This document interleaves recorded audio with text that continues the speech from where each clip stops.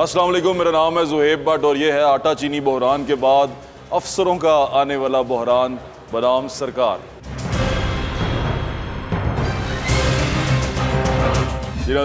आटा चीनी बहरान के बारे में हम आपको बताते रहे हैं, लेकिन अब एक बहुत बड़ा बहरान आने वाला है, वो है अफसरान का बहरान। क्योंकि इंसाफ मिलना जब लोगों को बंद हो जाए तो वो सड़कों का रुख करते हैं, ये हमारे प्राइम मिनिस्टर कहा करते थे। और अभी हम प्रेस कॉन्फ्रेंस की तरफ आए हैं, ये मेरे पीछे आप होती हुई प्रेस कॉन्फ्रेंस देख रहे हैं। यहाँ पर जो PMS ऑफिसर्स हैं, जो PMS का इम्तिहान देकर आए हैं प्रोविंस की तरफ से, वो पीछे बैठे हैं और वो अपने हक़ के लिए प्रेस कॉन्फ्रेंस कर रहे हैं। उनका कहना ये है कि जो DMG के लोग हैं वो इनको तंग कर रहे हैं और इनका कोटा जो इनका हक़ है वो इनको मिल नहीं रहा। इसके ऊपर पूरी तफसील से बात करेंगे। आज इनका एहतजाज भी जारी रहा, तो इनसे चल के बात करते हैं, इनकी प्रेस कॉन्फ्रेंस भी आपको दिखाते हैं और आपको ये बताने की कोशिश करते हैं कि जब इंसाफ ना मिले तो किस तरह एक एक करके चीज़ें रियासत में टूटना शुरू हो जाती हैं, जिसको रोकना है हमने। आए चल के इनकी बात सुनते हैं। CM साहब ने वादा किया कि एक काम बता दें, तो अब मैंने कहा जी वो ये है, हमारी फ़ाइल पड़ी है आपके पास, वो DTL कहते हैं, डेपुटेशन ट्रेनिंग और लीव। जब अफसरान अपने काडर से बाहर एक्स काडर पोस्ट पे जाते हैं तो काडर पोस्ट खाली हो जाती हैं, उसके अगेंस्ट ये HR प्रिंसिपल है दुनिया भर का, वो पोस्ट क्रिएट की जाती हैं। वो पोस्ट उन्होंने कहा जी हम क्रिएट कर देते हैं। अब आके उन्होंने वो पोस्ट भी एबॉलिश कर दी। CM का घेराव हम क्या करें? कब्ज़ा ग्रुप ये हैं, हम CM साहब से तो ये कहते हैं कि जी आप इंसाफ करवा दें इनसे। मेरे पास कोई 25 लोगों के रेजिग्नेशन आ चुके हैं और 200 के करीब 195 लंबी छुट्टी की दरखास्तें आ चुकी हैं, ठीक है, और ये मज़ीद भी आएंगी। वफाक ज़बरदस्ती उन अफसरान को इधर इस्टेब्लिशमेंट डिवीजन आइन से बालातर होकर कैसे बिठा सकता है? पाकिस्तान में अगर आप बात करें ना नौकरी की, तो आम घरों में, आम गली मोहल्ले में ये बात है कि पुत्र को सरकारी नौकरी लवा दो। जो पुत्र थोड़ा ज़्यादा पढ़िया लिखा हो तो कहते हैं CSS करा दो, बड़ा अफसर लगेगा, यानी कि आप इसको मुकाबले का इम्तिहान दिला दें आसान ज़ुबान में। फिर इस मुकाबले के इम्तिहान में एक इम्तिहान जो सा होता है वो प्रोविंस लेवल पे भी होता है, जिसे PMS का इम्तिहान कहते हैं। वो कहते हैं जरा बच्चा नहीं CSS कर सकिया, चलो उन्होंने PMS करा दो और प्रोविंस दी जेडे है ना अफसरानों में शामिल हो जाएगा, ब्यूरोक्रेसी शामिल हो जाएगा। ये हमारे यहाँ पर ये क्या कहते हैं, इसको फोकलोर भी समझ लें कि पुत्र अफसर होना चाहिए। वो तरक्की गरीब आदमी के पुत्र की तरक्की इतों ही मैटर कर दी है कि पुत्र अफसर होवे। तो हर तकरीबन पाकिस्तानी की ये ख्वाहिश है, जिस तरह खान साहब भी कहते हैं कि हर कोई सरकारी नौकरी करना चाहता है। मेरे पास कई आते हैं जी, मुझे जी सरकारी नौकरी दे दो। मैं कहा क्यों सरकारी नौकरी चाहिए? बस जी पेंशन लग जाएगी, काम करो या ना करो, कोई तनख्वाह मिल जाएगी। ये जो रास्ता होता है तबाही का रास्ता है। और हम जो सहाफ़ी हैं मोस्टली वो इसको कहीं पे लिखते हैं, कोड करते हैं, वो कहते हैं अफसर शाही। ये अफसर शाही है और ये अफसरान जो से हैं यही असल में पाकिस्तान चला रहे हैं। फिर अगर कभी आप किसी सियासतदान से बात करें तो वो कहता है कि मैनू ब्यूरोक्रेसी चलन नहीं देती। तो आज जब हम यहाँ पर आए हैं, प्रेस क्लब में भी एहतजाज हुआ, आज दिन में भी एहतजाज हुआ, ब्यूरोक्रेसी एहतजाज कर रही है। मैं बड़ा हैरान हुआ और मेरे लिए बड़ी न्यूज़ थी कि ब्यूरोक्रेसी, जिस पे सियासतदान भी इल्ज़ाम लगाता है कि ब्यूरोक्रेसी हमें चलने नहीं देती, अपने तरीके से चलती है, और जिस पे लोग भी सारे चाहते हैं हम ब्यूरोक्रेट बन जाएं, जिसे अफसर शाही कहा जाता है, वो लोग एहतजाज क्यों कर रहे हैं? मेरे साथ मौजूद हैं नवीद शहजाद मिर्ज़ा साहब, जो PMS एसोसिएशन के चेयरपर्सन भी हैं, उनको हेड भी करते हैं। अस्सलाम वालेकुम सर, कैसे हैं आप? तबीयत ठीक है आपकी? शुक्र अल्लाह का जी, बिल्कुल। सर क्यों एहतजाज कर रहे हैं? अफसर लोग हैं, आप बाबू हैं, और बाबू एहतजाज करने लग पड़े तो हम गरीब लोग तो रह गए फिर। अच्छा, मैं अर्ज करूं, वो अफसर शाही की टर्म आप कहते हैं, हम तो अपने आप को सिविल सर्वेंट कहते हैं, ठीक है? शुक्र है सर आप कहते हैं। नहीं, मानते भी और इस पे अमल पैरा भी हैं। जो अफसर शाही का जिसका आपने कहा ना कि अवामी नुमाइंदे भी रोते हैं, सियासतदान भी, कि जी काम नहीं, वो हम नहीं है। वो कौन है सर? वो हैं जिनके खिलाफ हम एहतजाज कर रहे हैं, वो फेडरल सर्विसेज वाले हैं। आप में भी जाते हैं सर? जी, बड़ी जात पात है। ब्राह्मण और शूद्र गया नहीं, वो चल रहा है। वो कॉलोनियल एरिया की जो दास्तानें थी ना, जो उस वक्त के गोरा साहब जो था वो ब्राउन भी हो गए यहाँ पे, तो वो उसी तरह के गोरे बने हुए हैं। वो जो वफाक से कंट्रोल किया जाता है ना सूबों को, 73 के आइन में जो गिवन है सारा फार्मूला, वो आज तक इम्प्लीमेंट नहीं हो सका। 18वीं तरमीम तो बहुत बाद में आई। आइन का आर्टिकल 240 भी कहता है कि सूबाई पोस्ट के बारे में फैसला सूबाई असम्बली करेगी, और 241 कहता है कि जी ता वक्त है कि ये काम हो नहीं जाता, कानून साजी नहीं हो जाती, तो जो पहला सिस्टम है वो चलता रहेगा। ठीक है। उस वक्त तक 58 पोस्ट इनके लिए मुख्तस की गई थी सूबों में, ठीक है, पाकिस्तान एडमिनिस्ट्रेटिव सर्विसेज का नाम रखा, और ये नाम इन्होंने बदला हमारी लड़ाई के बाद। जब लड़ाई में गर्मी बड़ा मशहूर होता, पहले डिस्ट्रिक्ट मैनेजमेंट ग्रुप था, तो बाद में इन्होंने अपने आप को ऑल पाकिस्तान सर्विस डिक्लेयर करने के लिए CSP रूल 1954 एक इनको गवर्न करते हैं। उनके शेड्यूल में 115 पोस्ट इन्होंने कर ली 58 से 1974 में। वाह। अब आके जब बहुत शोर मजीद बढ़ा कि जी ये क्या हो रहा है, आपने पोस्ट, और वो 115 लिखी हुई हैं और 550 के ऊपर वैसे कब्जा किया हुआ है। कब्जा ग्रुप भी, कब्जा ग्रुप है ये, ब्राह्मण तो ब्राह्मण, कब्जा ग्रुप भी है। 650 पोस्ट पे कब्जा है और 350 अफसर है नहीं लगाने के लिए। ग्रेड 17 में 72 पोस्टें नोटिफाई की हैं अपने लिए, 18 में 225 हो जाती हैं। वो कौन से फिल करेंगे आप? ये तो आप बिल्कुल ठीक है। अच्छा सर, वैसे मैं एक बात बताऊं, आप तो चलें एहतजाज कर रहे हैं तो आप हमारे हाथ आ गए, आपने कहा कि चलो मेरा इंटरव्यू करो। ये CSS वाले लोग तो इंटरव्यू भी नहीं देते, बड़ी मुश्किल है इनके लिए इंटरव्यू देना। उनको तो हम मुज़ाकरे के बुलाते हैं कि मीडिया पे आके बैठ के बात करें, वो नहीं आते क्योंकि झूठ है ना, सब अफसर हैं सर, बुलंदा है। नहीं, जवाब कोई नहीं है। अच्छा चले एक बात बताएं, ये भी लोगों के लिए सुनने में बड़ा अजीब लगेगा। नाज़रीन मैं आपको बताऊं, ये सुनने में आपको बड़ा मजा आएगा। जो PMS का ऑफिसर है और जो CSS का ऑफिसर है, इन दोनों की जो पोस्टिंग हो जाती है, इनकी जो मरात है उनमें सैलरी में डिफरेंस है? नहीं, सैलरी में डिफरेंस नहीं है। सैलरी दोनों, जो डायरेक्ट अफसरान जो पंजाब पब्लिक सर्विस कमीशन से PMS आता है और FPSC federal public service commission से PAS का अफसर आता है, ठीक है, दोनों की ग्रेड 17 में आगाज़ होता है, ठीक है। लेकिन वो ग्रेड 17 से जो हमारे साथ ग्रेड 17 में आए थे वो 21 में बैठे हुए हैं। बाकी सूबों में हमारे साथ जो हमारे बैचमेट, फॉर इंस्टेंस बलोचिस्तान का बैच था जिसने हमारे साथ ट्रेनिंग की थी, पेशावर में उससे ट्रेनिंग होती थी PMS की, PCS होता था उससे, ठीक है। वो बैचमेट हमारे ग्रेड 20 में है, हम आज तक 18 में। अब मसला ये कि पोस्ट खाली पड़ी हैं, उनके पहिए बड़े हैं। नहीं, पहिए बड़े की नहीं है, ये बड़े हैं सर, वो आपसे आगे निकल गए। 17 से शुरू हुए 21 में चले गए ना। क्लेमेंट ये है कि हम पूरे तमाम सूबों में हमने सर्व करना है, ठीक है, कब्जा सारा पंजाब पे। पहिए वाली टर्म समझ रहे हैं ना मेरी? नहीं, पहिए वाली टर्म आप कह रहे हैं, मैं उससे समझ रहे हैं ना, मैं उससे वो मतलब हाथ वाली टर्म नहीं है ये पहिए फाइलों को पहिए, लेकिन और टर्म है। वो मकसद ये है ना कि ग्रेड 17 में अगर थोड़े बंदे हैं, 18 की पोस्टें उससे ज्यादा पड़ी हैं तो प्रमोट तो होंगे, ठीक है। अब वो पोस्ट खाली पड़ी रहे, ठीक है, सुबह के इंतजामिया का बेड़ा गर्क अगर इंतजामात का हो रहा है, बैड गवर्नेंस हो रही है तो होती रहे। सर ये कितने अरसे से हो रहा है? 17 का अफसर 22 में जाना चाहिए। ये कितने अरसे से हो रहा है? ये साल से हो रहा है। तो आप 2011 में एहतजाज हुआ था तो 73 बंदे इन्होंने अरेस्ट कर लिए थे, ठीक है। अभी डर नहीं लग रहा आपको? जी, अभी डर नहीं लग रहा? डरते तो हम नहीं है। बात ये है कि जब आपके साथ इतनी ज्यादती हो रही होगी तो फिर आपको खड़े तो होना पड़ेगा ना। मैं बार बार कहता हूँ, चीफ सेक्रेटरी साहब को मैंने लेटर भी लिखे कि जनाब हम मसाइल हल करने वाले लोग हैं, मसाइल पैदा करने वाले नहीं, ठीक है, तो हमें क्यों मजबूर करते हैं आप इस तरफ आने को। लेकिन कई माह गुजर गए, मीटिंग पे मीटिंग हो गई, कोई रिजल्ट नहीं आता तो हम किधर जाएं। अभी भी हम ये कह रहे हैं कि हम पुरअमन एहतजाज करेंगे और अगर फिर भी इन्होंने हमारी बात ना सुनी तो मेरे पास सैकड़ों लंबी छुट्टी की दरखास्तें आ गई हैं। अच्छा, फिर बुरान पैदा होगा। ब्लैकमेल तो नहीं कर रहे? ब्लैकमेल नहीं कर रहा मैं, अपना फिर क्या करूँ, मुझे बताइए ना कि जो कानून लिखा हुआ है ये ब्लैकमेलिंग है। नहीं, according to prime minister blackmailing मैं कैसे कर रहा हूँ? मैं छुट्टी चला जाऊंगा, अगर मैं क्या छुट्टी लेना भी मेरा इख्तियार है ना। मेरी अर्नड लीव जो है वो 48 साल की जमा होती हैं। अगर 20 साल मैंने नौकरी की है, ठीक है, तो साल की 48 छुट्टियां मेरे करते 20 साल हो गए हैं? जी 22 साल हो गए जी। 22 साल से नौकरी कर रहे हैं आप? और ग्रेड 18 में हूँ मैं, 17 में आया था, आज ग्रेड 18 हूँ मैं। मेरे बलोचिस्तान के बैचमेट ग्रेड 20 में। अच्छा, आप सरकारी मुलाजिम हैं, आप ये सरकारी कल्चर को जानते हैं। आपको पता है कि एक कांस्टेबल जब भर्ती होता है वो 20-20, 30-30 साल गुजर जाते हैं, वो कांस्टेबल से सिर्फ मुहर्रर तक आ सकता है और उसकी सैलरी 34,000, 18,000 से 34,000। इसको मैंने MSc HR मैनचेस्टर से किया, स्कॉलरशिप एक मिला, उस पे गए। इसको ग्लास सीलिंग कहते हैं कि नीचे लोग चल रहे हैं, ऊपर कुछ वालों को चलता देखते हैं लेकिन उधर से गुजर नहीं सकते। बिल्कुल ठीक है, बहुत ज्यादती है ये दुनिया में। ये निज़ाम अब नहीं चल रही कहीं भी। दो बंदा परफॉर्म कर रहा है, परफॉर्मेंस बेस्ड उसकी एलिवेशन होनी चाहिए। बिल्कुल ठीक है। पुलिस वाले भी चीख रहे हैं PSP के खिलाफ। तो सर ये तो लाकानूनियत नजर आ गई ना, देख लीजिए। यानी कि ये तो पंजाब असेंबली में ये मैटर रेज्ड है, वहाँ पे क्वेश्चन रेज हुआ, ये हर जगह मैनेज कर लेते हैं। बहुत बड़ा कब्जा ग्रुप माफिया है ये। सर तो अगर ये लोग मैनेज कर लेते हैं, ये तो वो हैं जिन्होंने रिलीफ देना है। They are the machinery of the state. हम भी वही हैं। मतलब अगर मशीनरी ऑफ द स्टेट ये हरकत कर रही है और ये हरकत हो रही है तो हम तो फिर अपने चीफ सेक्रेटरी साहब से जब ये हमारा इलेक्शन जनवरी में हुआ तो हम मिले, फरवरी में उनसे मुलाकात हुई तो मैंने उनको कहा कि जनाब हम आपके छोटे भाई हैं, चाहे सौतेले ही सही। तो उन्होंने कहा जी नहीं सौतेले क्यों कह रहे हो? मैंने कहा सलूक यही है। उन्होंने कहा नहीं देखिए जवाद रफीक साहब चले गए हैं ना।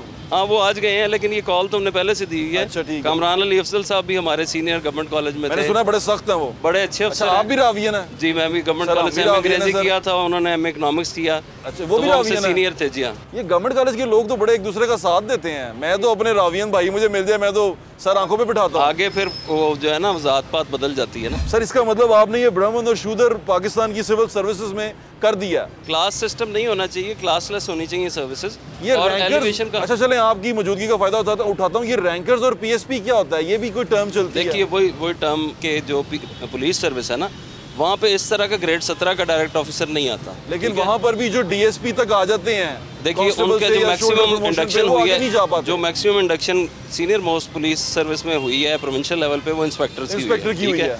अब वो इंस्पेक्टर्स का राइट राइज करना क्यों नहीं है? जब वो थाने में दिन रात 24 घंटे एसएचओ की ड्यूटी कर सकता है, तो वो एसपी और क्यों नहीं लग सकता? ठीक, उनको भी साथ मिलाएं, वो बड़े परेशान हैं। ज्यादती है, उधर भी ज्यादती है। लेकिन बात यह कि हम तो असूल की बात ये कर रहे हैं, जो कानून कह रहा है उसके मुताबिक फैसले कर दें। अदालत जाएंगे? अदालत में भी गए हुए हम, फिर देखेंगे अदालत। देखिए अदालत, मसला ये है, आपके मकान पे कब्जा हो गया है, आप हर परेशान हो ना कि जिन्हें मेरा कब्जा छुड़ाना है वो अपना कब्जा लेके बैठा है। वो हमारे भी मकान पे कब्जा, हमारे मकान पे। मैं तो इनके सीनियर अफसरान से बैठ के लाइट ड्रोन में कई दफ़ा अपने सीनियर जो पीएएस अफसरान हैं उनको मैंने कहा सर आप बड़े भाई हैं, हम छोटे भाई हैं, दूसरी माँ में से, आप बड़ी माँ में से हैं, हम सौतेले हैं आपके।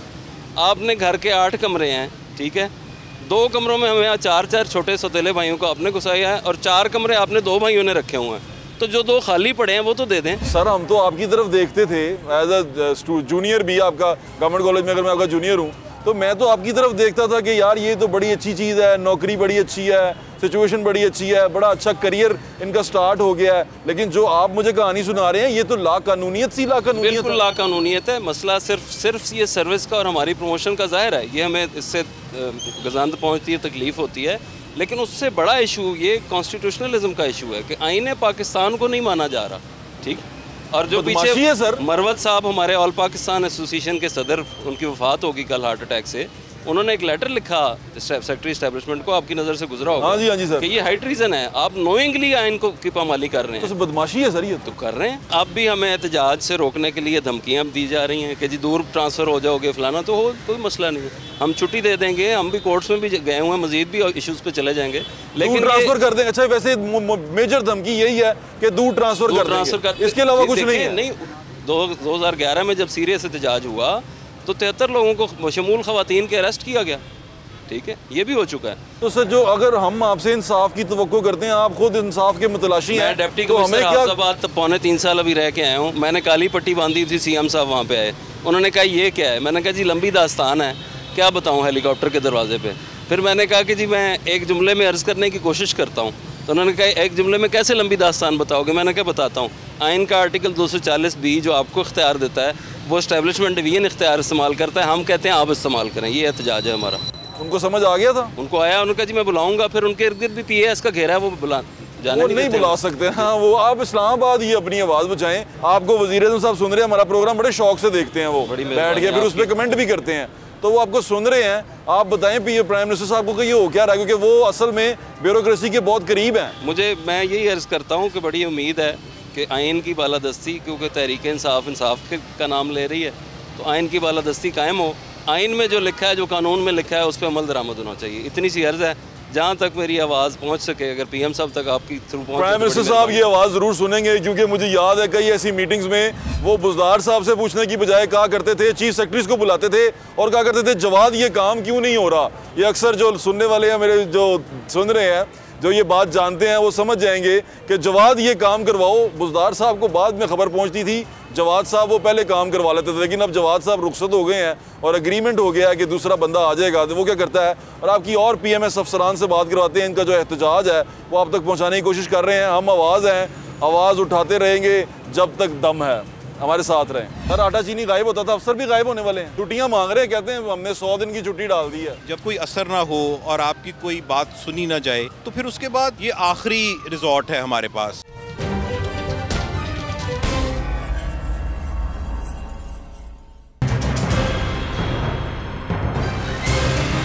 जिन्हें हमारे साथ मौजूद हैं एक और अफसर जो भी इंसाफ के मुतलाशी हैं, अफसरान जो इंसाफ के मुतलाशी हैं, आपको दिखा रहे हैं। मैं तो उस वक्त से डर रहा हूँ कि आटा चीनी का बहरान हम बर्दाश्त कर लेते थे, ये अफसरों का बहरान ये हुकूमत कैसे बर्दाश्त करेगी? बड़ा मुश्किल सूरत हाल पैदा होने वाली है। तासीर अहमद साहब हमारे साथ मौजूद हैं। अस्सलाम वालेकुम सर। वालेकुम सर, आटा चीनी गायब होता था, अफसर भी गायब होने वाले हैं। जी, अफसरान गायब तो नहीं, छुट्टियां मांग रहे हैं, कहते हैं हमने 100 दिन की छुट्टी डाल दी है। ये आखिरी रिजॉर्ट है हमारे पास। अच्छा, जब आप सारी हर जगह पे दरख्वास्त दे दें, हर एक से गुफ्तगू कर लें, ठीक हर है। एक से बात कर लें, मुज़ाकरात कर लें, तो उसके बाद कोई असर ना हो और आपकी कोई बात सुनी ना जाए, और वो बात सुनी ना जाए जो कि कानूनी है, आइनी है, जायज़ है, ठीक है। तो फिर उसके बाद फिर एहतजाज भी, पुरअमन एहतजाज भी एक आइनी रास्ता है।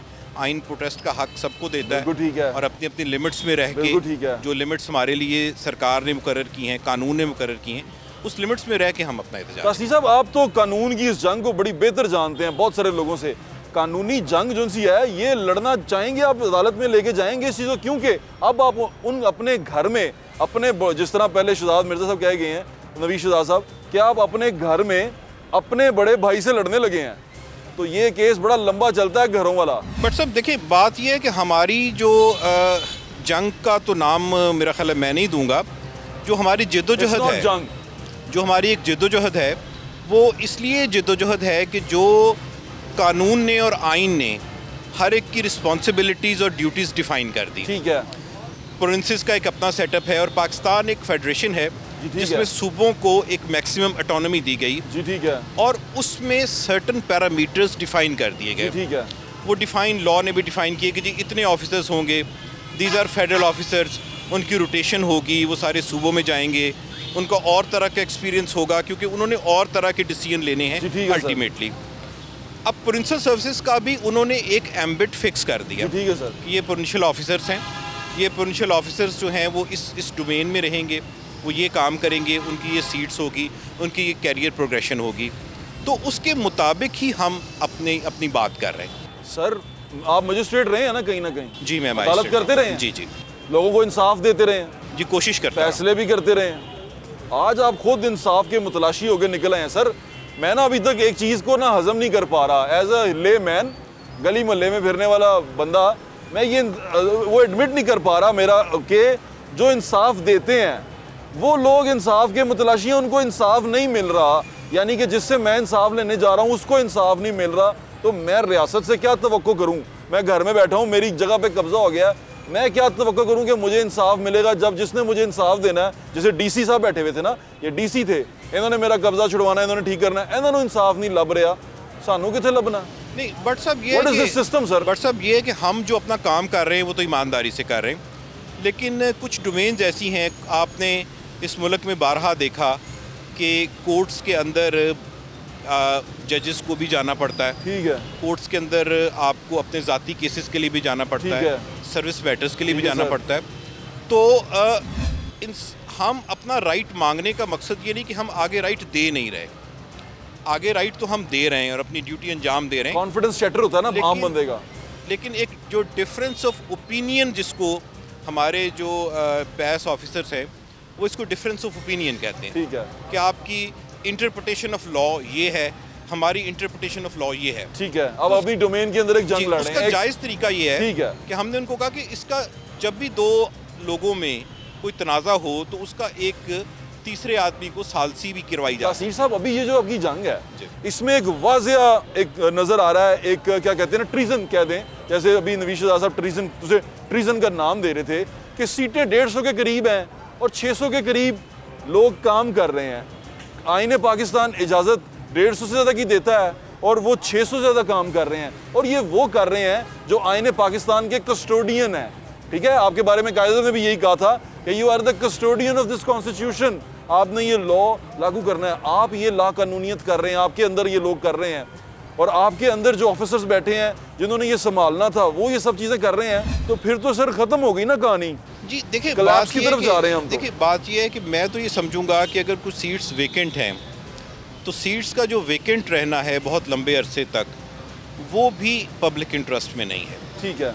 क्योंकि अल्टीमेटली जब सीट्स कम होंगी, ऑफिसर्स कम होंगे, तो लोगों को कम ऑफिसर्स अवेलेबल हैं फॉर ड्रेसल ऑफ देयर ग्रीवेंस। अगर एक जगह 3 ऑफिसर्स बैठे हैं, उसकी जगह 1 बैठा है, तो उस पर बहुत ज़्यादा लोड होगा। सर, लोग आज भी पीएमएस इसी शौक से करते हैं? नहीं जी, देखिए, देयर इज़ नो डाउट कि पीएमएस एक बहुत अच्छा कैरियर है, ये बड़ी एपेक्स सर्विस है प्रोविंस की, और इसमें आपको सर्विस आपको डिलीवरी। देखे तो मुझे लग रहा है मैं ना करूँ। मैं तो वैसे एक ट्राई ले चुका हूँ, PMSE में फेल हो गया था, लेकिन ये नहीं, देखिए बात ये है कि सर्विस इसमें आप बंदा DC कहता है मैं 17 ग्रेड में था, 20 साल बाद मैं 18 में हुआ हूँ सर। तो जी, ये भी अपनी जगह एक हकीकत है, अपनी जगह ये भी एक हकीकत है, लेकिन PCS सर्विस, इसमें नो डाउट कि PCS सर्विस में आपके पास डिलीवरी के, आपके पास it's honourable service, it's still an honourable service, लेकिन इसका जो जायज़ हक है वो मांगने में हमें कोई कबाहत नहीं होनी चाहिए। नहीं सर, आप मांग थोड़ी ना रहे हैं, अब आप तो सड़क पे आ गए हैं। पहले तो मांगना ही होता है कि आप दरखास्त लेके हैं, अपने अफसर को गए, वो तो सुन ही नहीं रहा आपकी ना। बात ये है कि मीडिया पे आने का मतलब तो ये है कि भाई सारे दरवाजे बंद हो गए ने, तो उन मेरी गल कौम भी सुने कि मैनू है मसला। वो तो आप इंटरव्यू ले रहे हैं और हम अपनी बात आप तक पहुंचा रहे हैं, और ये बात हमने अपने जो प्रेस कॉन्फ्रेंस में भी की, हायर अप्स हैं उन तक भी ये बात पहुंचाई है हमने। मीडिया तो तब आता है ना जब अफसर बात ना सुन रहा हो। हाँ जी, बात नहीं सुनी जा रही, इसमें कोई शक नहीं सुनी जा रही जी, बात नहीं सुनी जा रही। सर ये कानों पे जो पर्दे पड़े हैं सर मैं तो समझता था सिर्फ हमारी दरखास्त पे पड़े हैं, ये तो आपकी दरखास्त में भी पड़ गए। कहते हैं ना, जॉन एलिया का एक शेर है ना कि एक ही मसला है बस, और वो ये कि आज तक बात नहीं कही गई, बात नहीं सुनी गई। वाह वाह वाह, तो हम बात कमाल कर गए जी, हम बात कह भी रहे हैं और हम उम्मीद करते हैं कि बात सुनी जाए। सुनी जाएगी सर, दरवाजा जोर से खड़काएंगे ताकि आवाज सुनी जाए। बिल्कुल ठीक है, थैंक यू सो मच, आपके वक्त का बहुत बहुत शुक्रिया सर, थैंक यू। इस सर्विस के साथ जो ज़्यादतियाँ हैं ये आज की नहीं है, ये एक मुस्तकिल नारवा रवैया है जो कि प्रोविंशियल सर्विसेज के साथ रखा जाता है।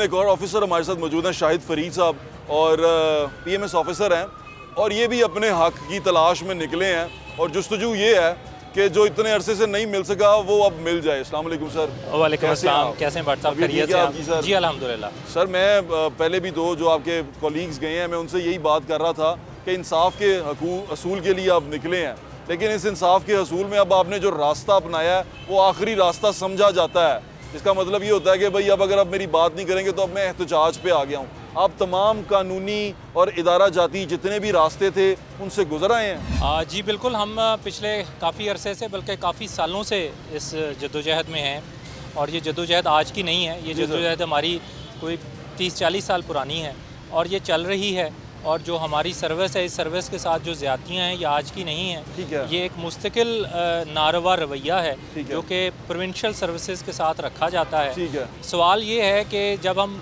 रिक्रूट होते हैं तो हम भी उसी मुकाबले के इम्तिहान के ज़रिए रिक्रूट होते हैं। जैसे अगर मैं रिकॉल करूं तो 1999 में जब हमने एग्ज़ाम दिया तो उस साल 20,000 से ज़्यादा लोगों ने उस मुकाबले के इम्तिहान में शिरकत की। ठीक है। तो जब हम भी इतने बड़े मुकाबले के इम्तिहान के बाद रिक्रूट होते हैं तो उसके बाद अगर 22 साल, आज मेरी 22 साल नौकरी हो गई है और 22 साल की जॉब के बाद भी अगर कितना ग्रेड बढ़ा सर आपका? 1 ग्रेड की तरक्की हुई है जी। मैं 17 ग्रेड में भर्ती हुआ, मैं अभी 18 ग्रेड में हूँ जी।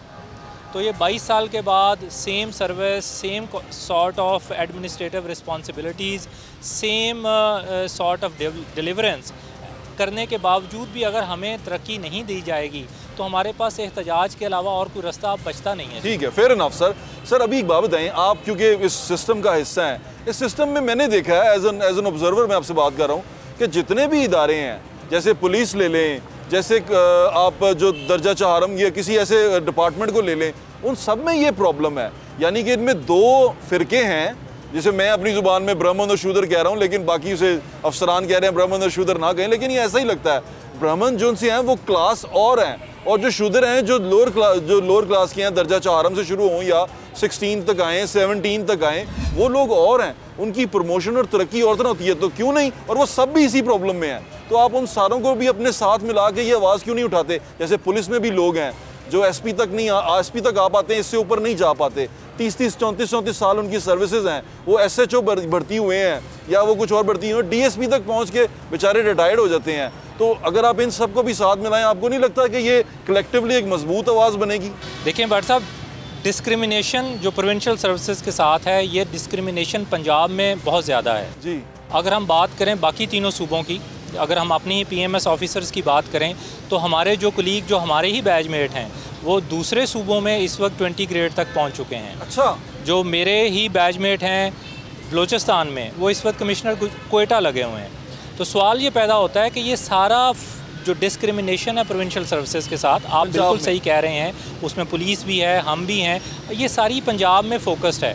और उसकी वजह यह है कि Punjab for a certain service group एक लुक्रेटिव ऑप्शन एग्जिस्ट करती है। तो जो पिरामिड बनाया गया है उनकी नौकरी का, उसमें अगर वो 17वें ग्रेड में उनकी 70 सीट्स हैं, तो जैसे नवीद साहब ने पहले कहा, तो उनकी 18 में 250 सीटें उनके लिए रिज़र्व रखी गई हैं, 19 के लिए 150 सीट है। आप ज़रा इसको जस्टिफिकेशन सोचें कि 72 के अगेंस्ट आपने 150 सीट रिज़र्व कर ली 19 में, 100 से ज़्यादा सीट रिज़र्व कर ली 20 में, जस्टिफिकेशन ही नहीं है। और इससे एडमिनिस्ट्रेटिव क्योस की जो पंजाब में आपको सूरत हाल नज़र आती है, उसकी वजह ही यही है कि आपके पास आपने 18 के ऑफिसर 20 पे लगाए हुए हैं। ये सारा कुछ सिर्फ इसलिए है कि 18 के ऑफिसर 20 में लगे हैं जी, जो CSS के हैं। जी बिल्कुल, ये सारा कुछ इसलिए किया जा रहा है कि उस एडमिनिस्ट्रेटिव क्योस को जस्टिफाई करते हुए अपने जूनियर ऑफिसर्स को सीनियर पोजीशंस के ऊपर एडजस्ट किया जाए। और ये जो डिस्क्रिमिनेशन है, इस डिस्क्रिमिनेशन को ख़त्म होना चाहिए। 18 अमेंडमेंट के बाद सूबे अपने जो ये जो एडमिनिस्ट्रेटिव फेडरलिज्म है, इसका अब कोई वजूद कॉन्स्टिट्यूशन में एग्जिस्ट नहीं करता 18वीं तरमीम के बाद। हमेशा टनल के आखिर पे एक लाइट नज़र आती है, जिस टनल में आप हैं आपको लाइट नज़र आ रही है? जी बिल्कुल। वो क्या लाइट है? उम्मीद जो है, उम्मीद का दामन तो वैसे ही नहीं छोड़ना चाहिए आपको। हमें अपनी पॉलिटिकल लीडरशिप से उम्मीद है, हमें उम्मीद है प्राइम मिनिस्टर ऑफ पाकिस्तान से कि वो इस चीज़ का नोटिस लेंगे।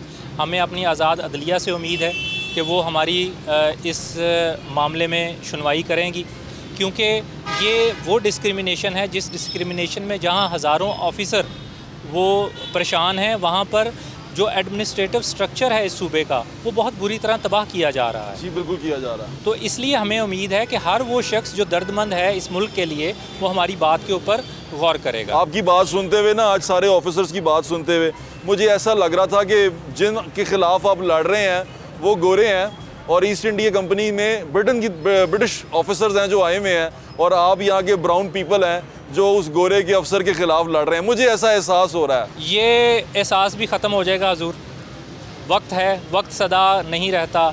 ये हम हक और सच की लड़ाई लड़ रहे हैं, ये हमारी लड़ाई नहीं है, ये इस मुल्क के कॉन्स्टिट्यूशन की सरबुलंदी की लड़ाई है। बिल्कुल ठीक है। और इस लड़ाई में 5 साल, 10 साल, 20 साल, लेकिन ये लड़ाई इंशाल्लाह हम ही जीतेंगे। बिल्कुल ठीक है।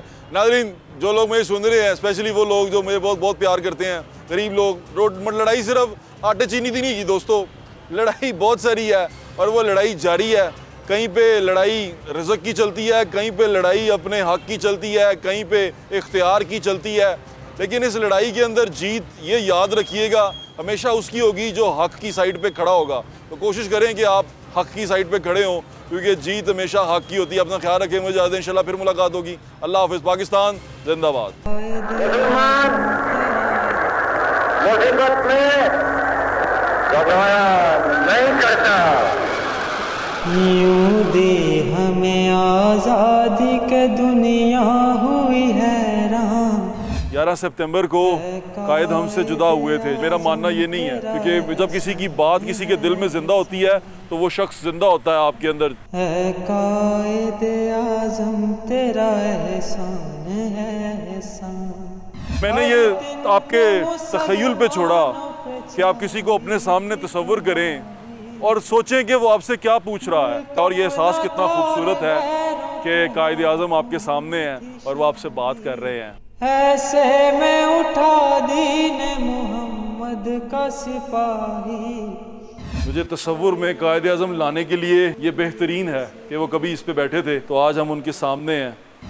इस्लाम का झंडा लिए आया सरे मैदान। ज़िंदगी में इस तरह का जो फीलिंग है ना, वो तभी होती है जब आप बहुत बड़ी गलती करके प्रिंसिपल के कमरे में जाएं। बिल्कुल वही वाली फीलिंग हो रही थी। मुझे समझ नहीं आ रही थी कि मैं बात क्या करूं, और अभी भी जिस्म जो है वो कांप रहा है कि